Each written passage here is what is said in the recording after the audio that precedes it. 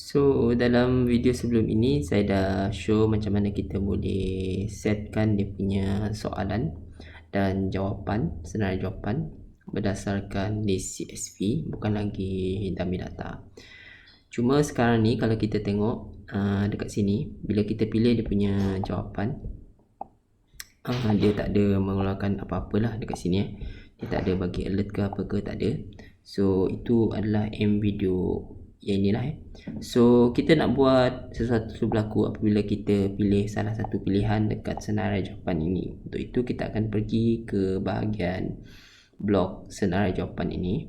Okey, yang ni kita klik. Lepas tu dia ada banyak method dekat sini. Kita banyak blok dekat sini. So kita ambil blok ini yang mana coklat ni. When scenario after senarai jawapan after picking do, maksudnya benda ni dia akan berlaku apabila kita pilih sesuatu pilihan.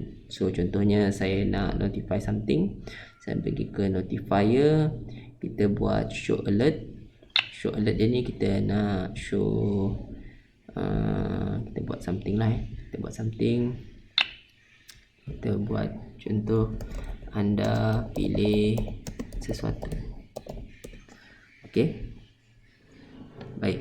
So kalau saya refresh saya punya screen sekarang ni, so saya tekan next. So now dia tak ada apa-apa lah. Cuma tadi kita tekan dia tak ada apa-apa yang keluar.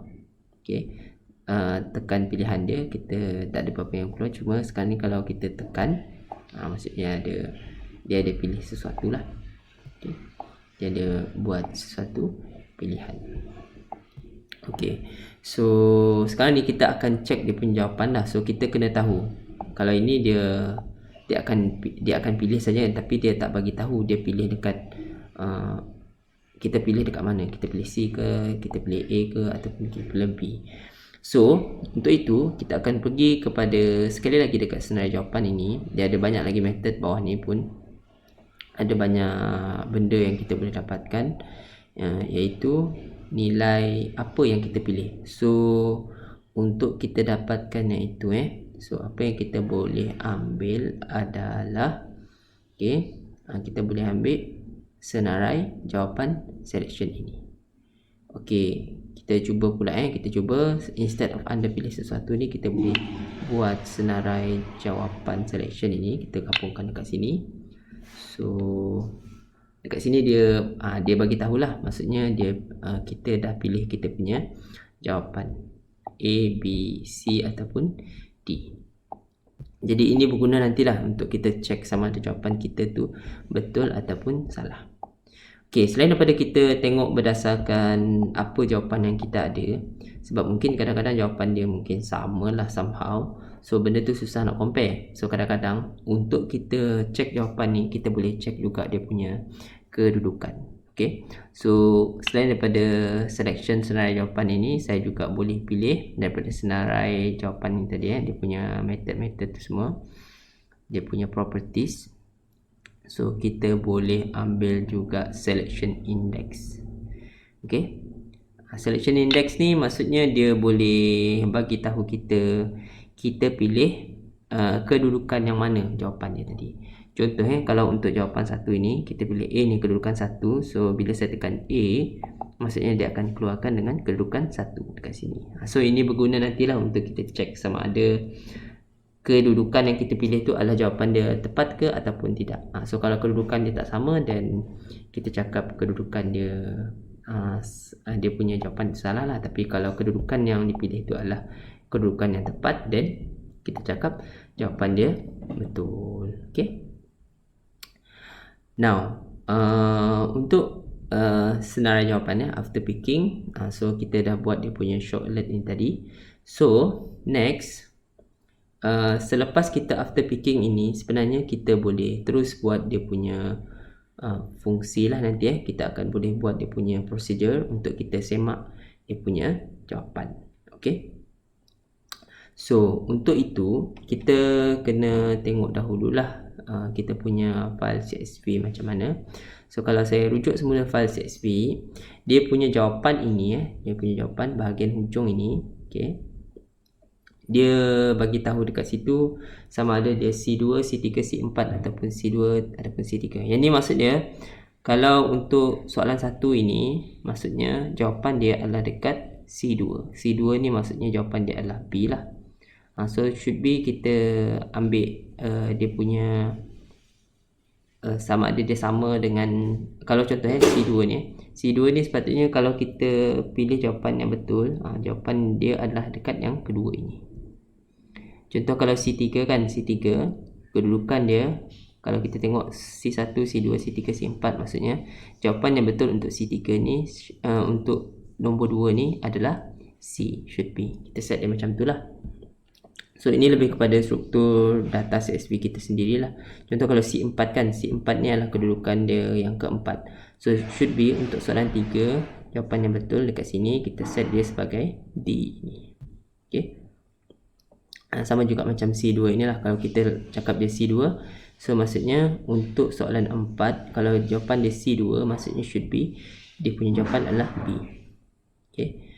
Dan sama juga untuk C3, kalau jawapan dia adalah C3 maksudnya untuk soalan nombor 5 ini jawapan yang betul adalah C. So kita boleh matchkan dia punya kedudukan itulah selepas ini. Okay. So apa yang kita kena tengok dahulu adalah kita kena tahu apa dia punya jawapan itu bila kita dah set. Okay. So untuk ini saya kena test dahulu dia punya set soalan dan jawapan.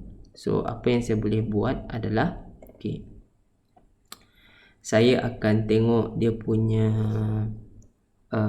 kedudukan bagi jawapan untuk setiap soalan itu. Okay. So contohnya ni saya akan setkan dekat screen dahulu ataupun dekat ni lah untuk kita test dahulu. So kita akan buat dia punya label untuk kita check dia punya jawapan itu nanti. Ini untuk kita check jawapan, saya letakkan bawah ini. So ini adalah untuk kedudukan jawapan tu nanti. Okay. Label kedudukan jawapan, tapi nanti kita tak akan show lah benda ni sebab kita tengah development proses ni. So kita akan show dia punya label untuk kedudukan ni. So di sini nanti dia akan ada kedudukan jawapan yang betul. Okay. So kita pergi kepada kita punya blocks. Okay. So baik. So yang ni contoh, yang ni dia akan berlaku sekali dengan set soalan dan jawapan lah. So kita akan setkan dia punya jawapan yang betul tu dekat situ nanti.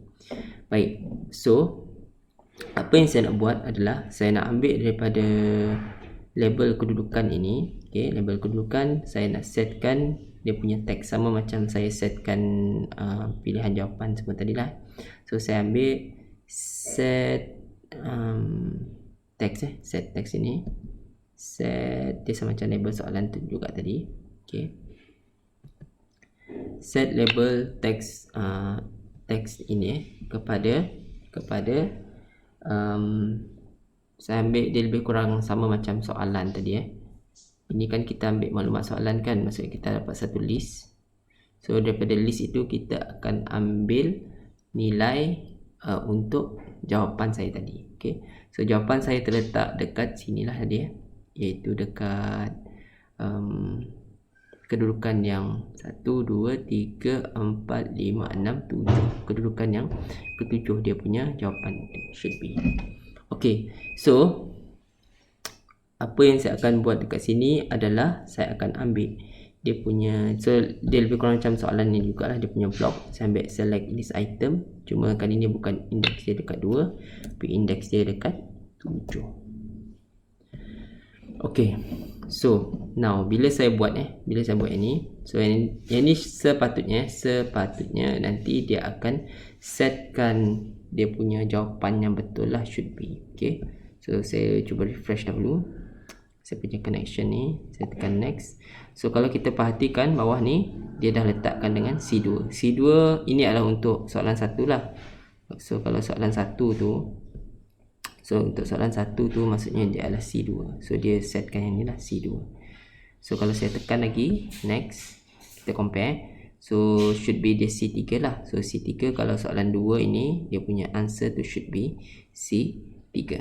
Okay. Dan sama juga kalau saya tekan untuk untuk soalan 3, maksudnya dia akan dapat C4 dekat situ. So dia tunjukkan dekat sinilah dia punya C4. Okay, so saya nak translatekan daripada C2, C3, C4 dan C dan semua ni lah kepada konsep dia adalah kedudukan. Okay, kedudukan jawapan yang betul tu. Contohnya kalau C2 ni sepatutnya kedudukan C2 ni dia akan bagi nilai 2 lah. C3 tu pula dia akan bagi nilai 3 dan C4 dia akan bagi nilai yang keempat. Kedudukan yang keempat daripada dia punya senarai jawapan tersebut.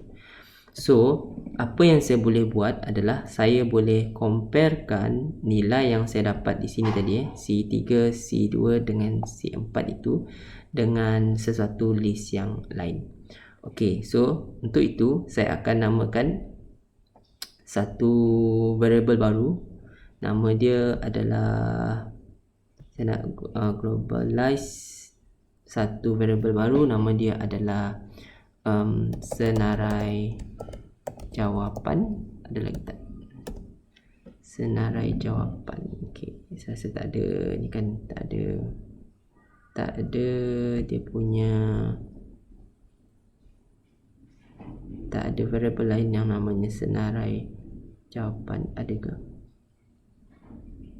Tak ada, should be tak ada lah kat sini So senarai jawapan ni adalah sejenis list yang mengandungi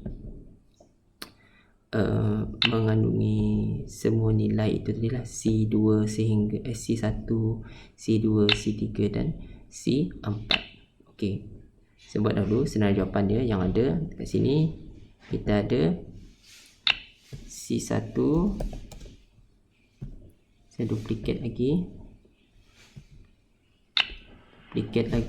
dan kemudian kita akan buat dia satu persatu lah nanti